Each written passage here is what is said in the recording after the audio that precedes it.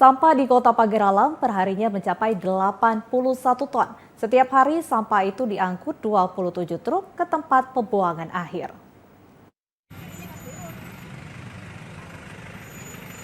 Dari data BPS, jumlah penduduk Kota Pagar Alam mencapai 145.266 jiwa dan sampah yang dihasilkan per hari 81 ton.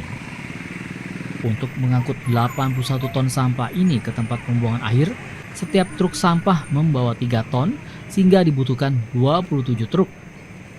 Kepala Bidang Pengelolaan Sampah dan Limbah Dinas Lingkungan Hidup Kota Pagar Alam, Prabu Dinata mengatakan, untuk sampah rumah tangga bisa diletakkan di depan rumah pagi hari dan ada petugas yang mengambilnya.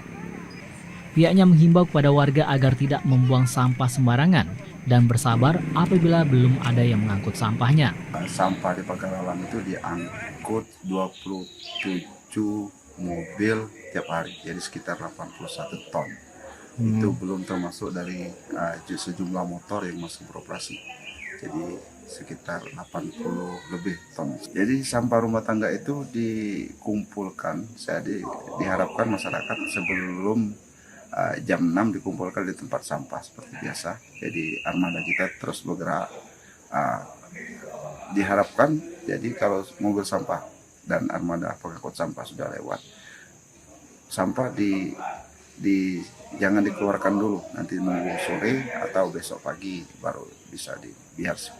Tommy Adi Tobari, TVRI Sumatera Selatan melaporkan.